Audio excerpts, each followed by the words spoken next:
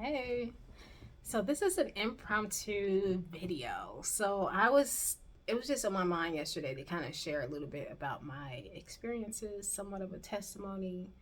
So I don't really know how this is going to come out, but just bear with me and just let's just see what happens, see where it goes. I don't really play. I'm not going to tell my whole life. I know that, not right now. Um, but it's just a small little snippet of where I've come from because I realized somebody asked me something. I'm just like, they don't know your story. Like, why do you expect them to know where you came from? You never told your story. But I'm gonna make it brief. Try to. I have suffered with very, very low self esteem for a long time. And I was searching for somebody to love me. I was searching for somebody to just fill me up and take me home and love on me, um, and just have that connectedness that I've always desired. And it's not that I've never had it, it was just a weird feeling when I did have it, or at least somewhat similar to that, and I lost it along the way. So I grew up in a single parent home. My daddy wasn't there. He wasn't active in my life, not in my life. But my mom worked a lot. She did what she had to do. My mom was very caring and loving. And she went through her trials and her storms as well. So that had an impact on us. So she was very, very nurturing and caring towards us. And at some point in time, I'm just like, where's my mom? Because she was working so much, and I know how to feel because I'm in a situation myself right now. I'm a single mother, but and it's tiring. It's very tiring. Um, but that cycle ends here. Let me just say that there was just something along the way that had gotten lost, and not even just lost, just something I felt like I never had, which was my dad, the love of a father. And I often question, like, where are you at? Why don't you love me? Why did you not look into my eyes when I was born and say or feel that she's worth staying for, and she's worth loving, she's worth me, holding on to, just something. And I never got it. And I've spoken to him since then, but I'm just like, I know that that's not where, I don't know exactly where he was, but I know that everything worked out the way it's supposed to. But I'm just like, yeah, like, why does this man not love me? And so going through life, being a young lady, um, being a brown young lady, there were so many things that I've gone through, and I'm just like, I felt very insecure. There was times me and my mom was walking together. We got spit at by some white individuals. There were times when I was in school, had my natural hair out. People was talking about my hair. There were times when, even in my family, people would joke about my body, my lack of shape, my feet, my hands. It was just sometimes, we all get a laugh out of it, but it happens and it's said so much. Those little seeds are planted. Those seeds are planted because it's like, as much as the jokes are being said, there was nobody really coming back and saying and actually affirming what I was, who I am. So all I can remember is when certain things come up and I'm feeling down or bad about myself, all I can recall is, my feet look like this. My skin look like this. This isn't good enough. That's not good enough. This ain't big enough. You know? And I carried those labels and descriptions for a very long time. And it took me a long time to even look at myself in the mirror and say that you are beautiful. and not even just say it, but actually feel it and mean it. Because at some point in time, it was very hard for me to even say I love myself. So if anybody asked me back in the day, do you love me? Probably not. I probably didn't love you for real. So, not trying to be funny. Not trying to be funny. Because how can I love you if I don't love myself? You know, don't be pressing anybody to say that they love you. You should be asking, do you love yourself? And don't try to force them to love yourself if they're not there yet. Like, go on somewhere. If you want to be there and be supportive, you know, help them get there and meet them where they're at. Don't try to just drag them to where you want them to be. Anywho, let me not digress. So yeah, those little seeds, I didn't get that affirmation like, you are this, you are that, da da da da. You know, growing up and being a young lady and growing into a teenager, I needed that. I'm sitting here trying to find out who I am in the world. So I'm going to these different places, you know, connecting with these different people. A lot of people had no business even being connected with. Yeah, there were some avenues I could have taken, but I just didn't. And sometimes for the opportunities that were for me, I was too afraid to go doing what I was supposed to be doing, like in music or in dance or something. I'm like, I can't do that. I felt so inadequate. I'm just like, what do they I didn't even go to the thought of what do they see in me. I just immediately thought I can't.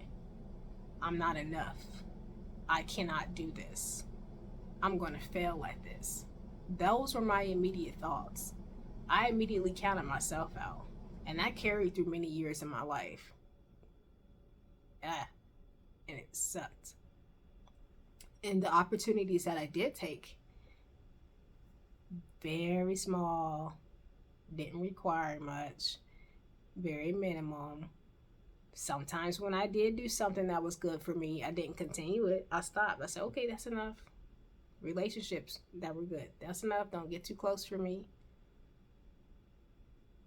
But I became so used to, you know, once I got engaged in toxic relationships, because it showed me attention,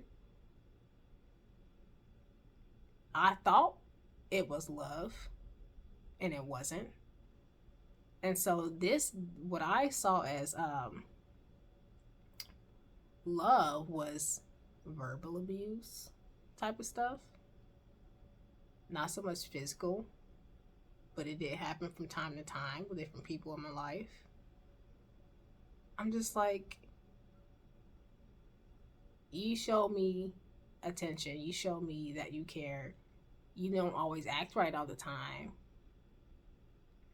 but you show me that you're here and you stay here. So even though you say these things to me that are not true, even though you hurt my feelings, even though it brings me to tears a lot of times, the fact that you're still here with me says a lot.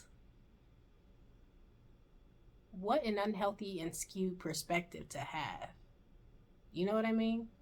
Just because somebody stays there while they use and abuse you doesn't mean that it's good for you. That was the type of situation I was in. You know, being used up. All my money's gone. My food's gone.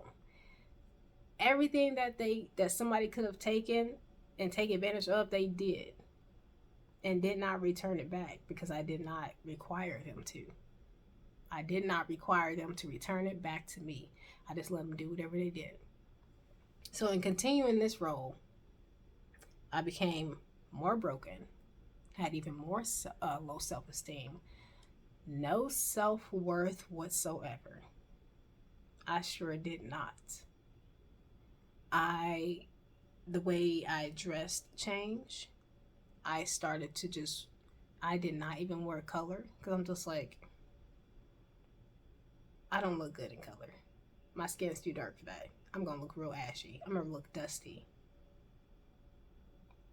And there's plenty of beautiful black individuals who wears bold colors and wears it beautifully and gorgeously.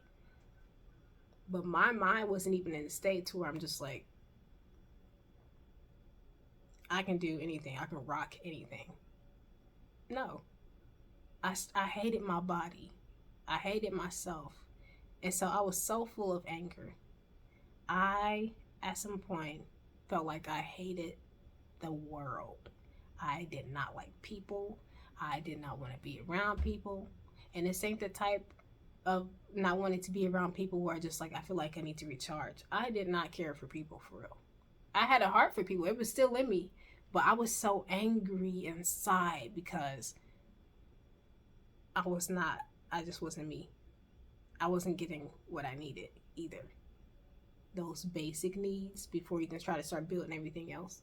But anyway, so that was something I actually prayed for when I was younger because I knew I said, woo, this is not something I want to carry for the rest of my life. That anger. I literally prayed before I was like, I think this is before I was even a teenager.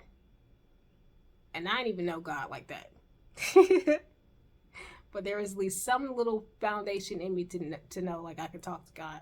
I said, I forgot exactly what I said, but basically I was saying I don't want to be angry anymore. I don't want to be like this anymore.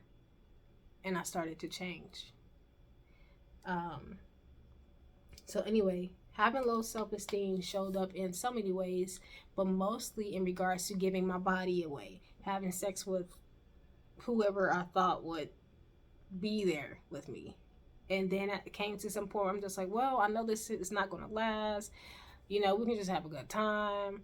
We can just be friends, no attachments, because and say we can just do what we want and not have any attachments and we just gonna go from there. That was my way of feeling like I had some sense of control, like I was still controlling the situation, not realizing I'm still contributing to me having terrible self-worth. Like, where are your standards? Where's the standards at? Anywho, having sex with, what they say, who knows whoever. And then the standards in that, goodness gracious. I wish somebody would snatch my little butt up and told me about myself and got me right together. I really do. But I'm here now. Hopefully to help the next person. You don't have to do all that just to prove to somebody that you are ride or die, that you are worth something, that you are valuable. You don't have to do all that. You really don't. If they don't see you, then keep it moving.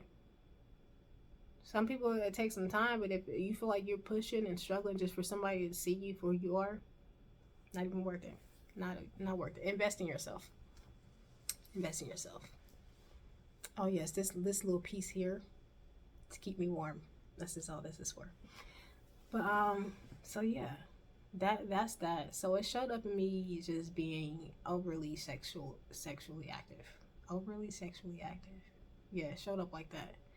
And so I started to think me having sex and people having sex with me meant that they loved me. So when they would leave, I'm feeling heartbroken. I'm just like, what did I do? Did I not do a good job? Did I not please you? Why do you keep leaving me? Because sex was not the answer. Sex was not the answer. As I grew up, I later learned that everything goes back to events and roots from childhood. That's where it all really began. But I didn't know any better, and when I did know better, I stood in the same mess. I didn't know what different looked like for me. I didn't know what healthy relationships looked like for me. I didn't know that I deserve for someone to treat me with respect. Not just treat me with respect, but to respect me and to genuinely love me, and not to ask me to conform or change my body type or my skin tone just so I can meet whatever their standard is. I don't have to jump through hoops and set myself on fire and go walk across a balance beam to prove myself in any type of way. I didn't realize I didn't have to do all that. It took a lot of work and it took a lot for me to be at this place. I had to be very intentional and say that this is what I want. I want to be better. I want to be healed. I want to be made whole. And so I took upon myself to learn what it means to love myself, because nobody was doing it for me. And they weren't doing a good job. Why? Because I wasn't doing a good job. You show others how you want them to love you. You show other people how you want them to treat you. If you feel like people are treating you like crap, pay attention to that person too. And also pay attention to what you are allowing that person to do. And if they keep doing the same thing, why are they even still in your life? You know, what are the boundaries? Healthy boundaries. Whole different topic, whole different conversation. But I did want to share that I have definitely come a long way. I feel like there's some other things coming to mind that's going to make this video too much, even more longer. So I'm not going to do that to y'all. But it took intentionality for me to get to the place where I'm at today. I know I am beautiful. I know I'm intelligent. And I don't need to downplay that for anybody anymore. I got tired of showing up, playing small, pretending like I didn't know that I was, just pretending like I didn't know what I was saying or doing. That didn't get me anywhere but going backwards or staying stuck. Time is up for that. It's time's up. So I do want to leave you with at least something.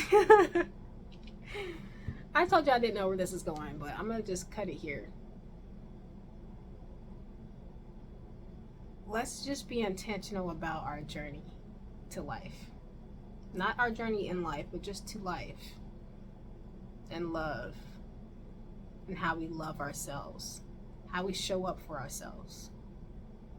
I don't mean that you got to cut everybody off or isolate, because there's actually so much beauty in connecting with other healthy individuals that can actually pour back into you and teach you something you don't even know about, or to help you expand on the knowledge that you already have. It really takes being apart and being connected to other people who you can probably eventually call family to help you get to the places where you need to be. There's only so much you can do alone, and I've had so many people help me along the way, rather it be through books, people give me words of encouragement, videos, sermons, music. I get it from everywhere. Everything that I need is all around me, and everything that I need is in me. There's just, I haven't tapped into it all yet. I'm still learning about myself. I'm still discovering myself. And that's the beauty of this whole journey. I don't have to go seek somebody to tell me about me. I'm going to tell you about me. You know what I mean? I'll tell you about me. That the beauty and light will exude from the inside out. I'll tell you about me. The woman who has overcome many things and still has yet to overcome. I'll tell you about me. The woman whose words can soothe and heal and can move mountains. That's me and more. So I've come to a point where I can rewrite my own narrative and not hire and beg for people to write it for me. I don't give my power away anymore. And I hope and pray that you can get to the same place or a similar place where you don't give your power away anymore either. That's the exciting part. All right. Have a good day, y'all. I'll see you next time.